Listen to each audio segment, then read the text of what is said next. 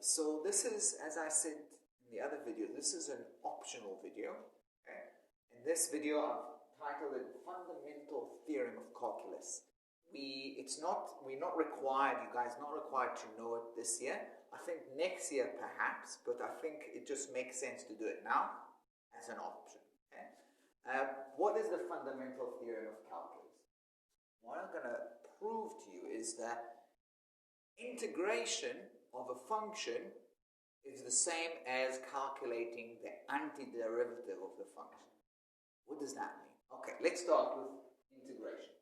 In the last lesson, okay, I told you that the integration or the definite integral of a function, fx dx, is a way for us to calculate the area, okay, the area of the between the function curve and the x-axis.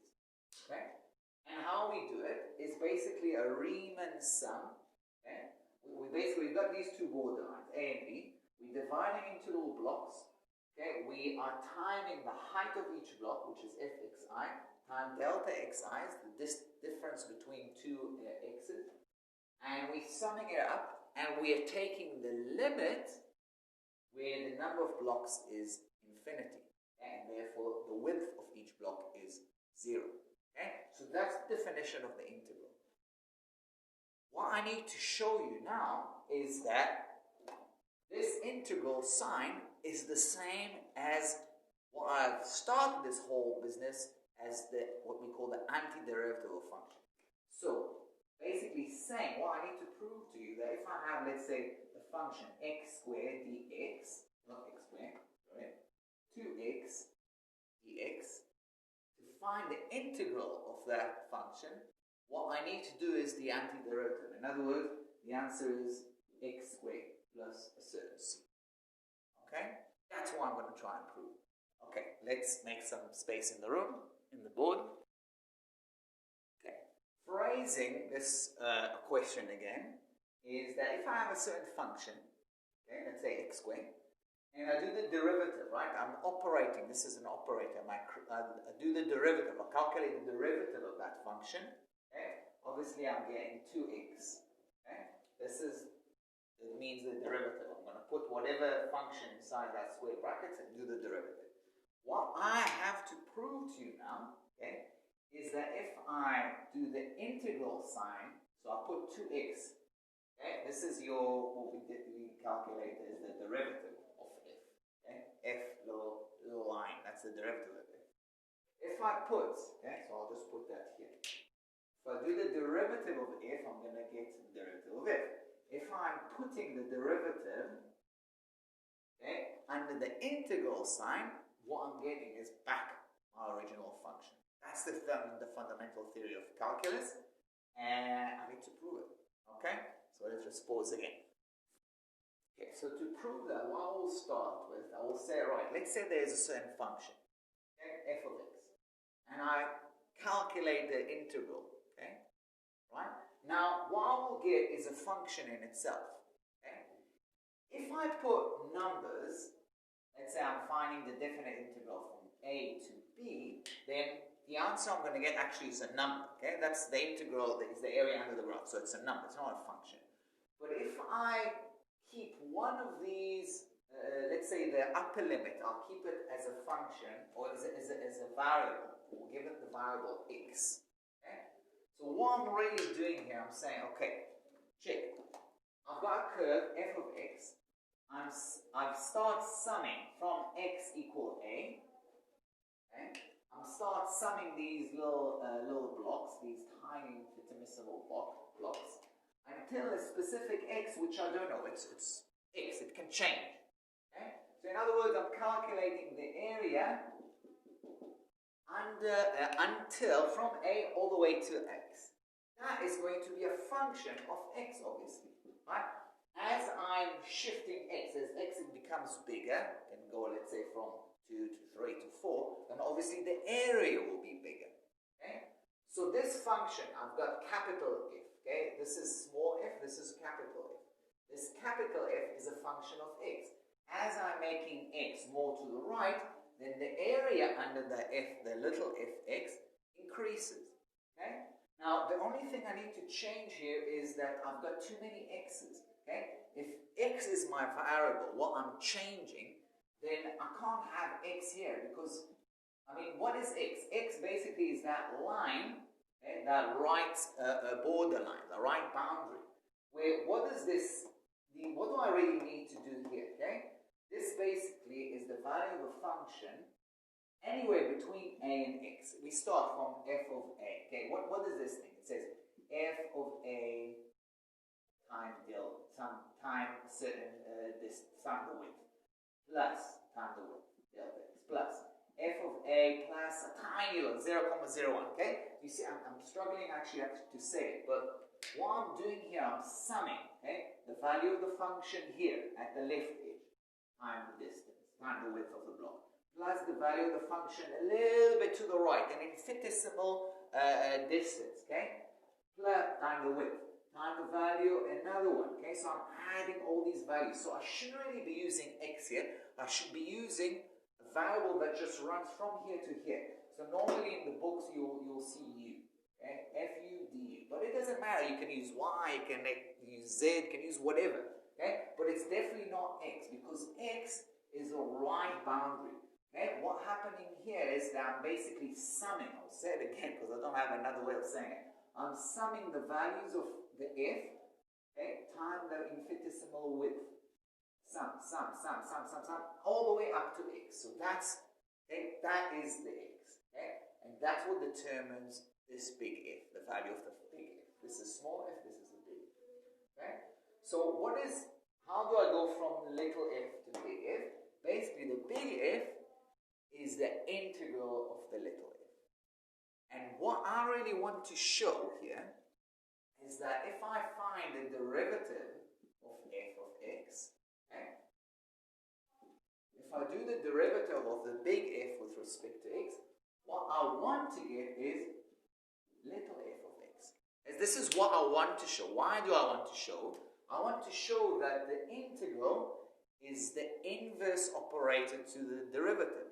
So if I went from the, I'll just draw it again here. If I went from fu, okay, a certain function, and I did the integral, okay, fu du, okay, I got the big F, okay, the big F. I went from, let's forget about u, okay. If I go from little f and I do the integral of that, I'll get the big F. What I want to show is that integration is the inverse operation to the derivative. So if I do the derivative of f, okay, I should get back my little f. That's what I want to show, okay? So we're going to do it, okay? We're going to do it. How are we going to do it? We're going to use the definition, the rules of definition of the derivative. What is df of dx? Is basically the limit where h approaches 0 of f of x plus h, big F, yeah? F of x plus h minus f of x divided by h. That was the rules of the differentiation, okay? The principle of differentiation. So now I've got what f of x is that, okay? So I'm going to write in the limit. Let's write a little bit more here so I'll have more space, okay? I can pause just a second, Ms. Lagan. Okay, so now I need to find what is f of x and plus h and f of x. So f of x I know, f of x plus h basically means that my x is x plus h. So the right boundary is x plus h. So I will write it down. I just want to make sure you can see it. Okay, it's the limit h approaches 0. Okay, the integral from a to x plus h f of u du. Okay, minus, written it a little bit below, sorry. So from a to x plus h f u du minus a to x f u du. Okay, divided by h. Okay, I still have that divided by h, which is 0, so I want to somehow get rid of it. Okay, so now here I'm going to have to talk you through something.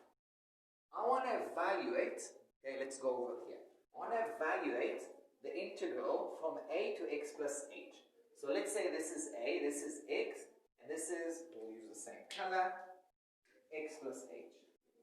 Okay, so up to here. So what I've got really, what is the difference between the integral from a to x plus h and the a to x? Okay?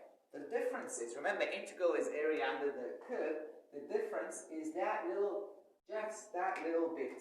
Okay? So this is x plus h. Is that extra green bit that I wrote here.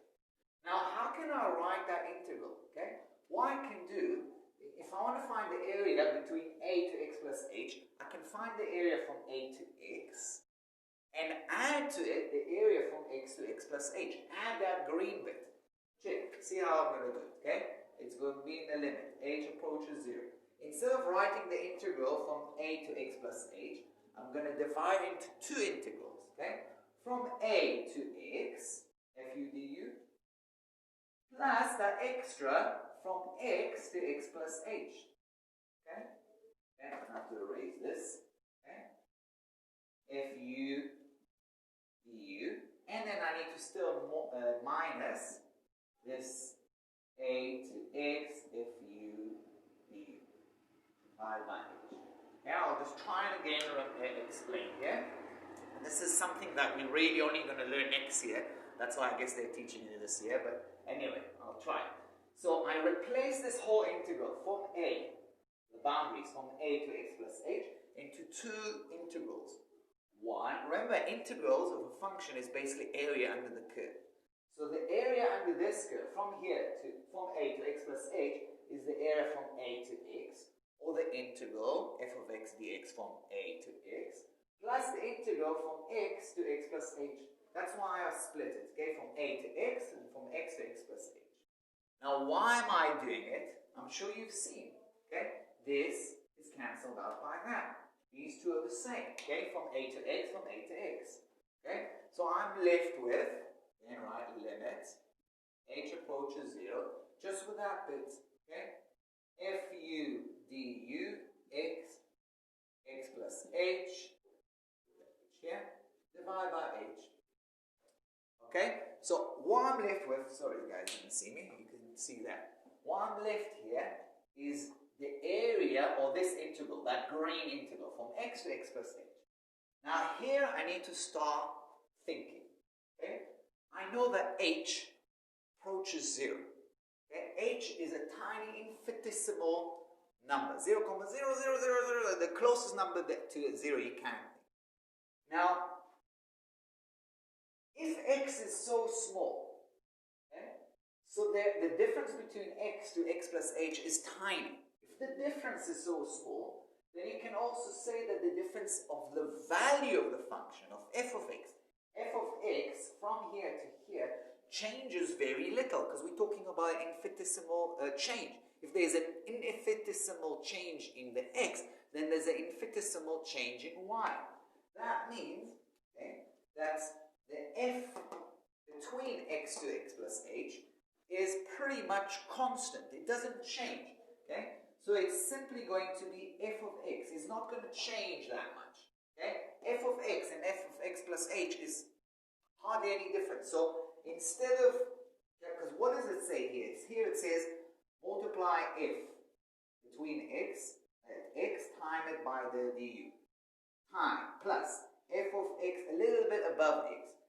Time it all the time, sum, okay, all the way between x plus h. But if f of x doesn't change between x and x plus h, then they're all the same, okay? I just need to multiply delta x by, okay, I'll show you maybe on the graph. This is a little bit, sorry, that's better. So, what I've got here, I'm basically calculating the area from x to x plus h. I'm calculating this area of this strip, okay? Now, normally, okay, the f changes from here to there, but now it hardly changes because the f didn't change that much. This is a tiny 0,0001.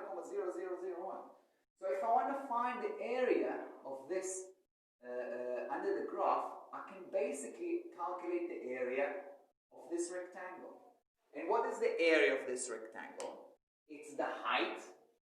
It's the height, which is f of x, times the width. And the width, the difference between x and x plus h, is simply h. Okay? So what I've done here, instead of calculating the area of this funny shape, okay, with a blue, extra blue, I'm just calculating the area of the green rectangle. Why can I do it? Because h is infinitesimal. It's infinitesimal. So the difference between the green and the green plus blue is nothing. I can neglect it. Okay? So I've got fx times h. It's only because h approaches 0. So I should write also limit h approaches 0. Why am I doing this? Because now I've got also the 1 by h. And as you can see, the h dies a sudden death, and the answer is f of x, which is strange. Okay, what did we do? Okay, let's summarize what we've done here. I took just a function, any function, small little f. I integrated it from a to x, and I got the integral of f. Okay, so it's a capital F, it's a big function. Okay, so I'll just do it like this. I started from f, I integrated it, and I got big F. Okay? What I showed you now is that when I do the derivative, df to dx, when I do the derivative, I go back to the same function that was in the integral. In other words, integration is the same as the antiderivative. It is the inverse operation to derivative. Okay? That's what I want to prove. Okay, hopefully you got something from it. If you didn't, don't worry. It's just an optional right now, and we probably will do it again next year. Okay, cheerio.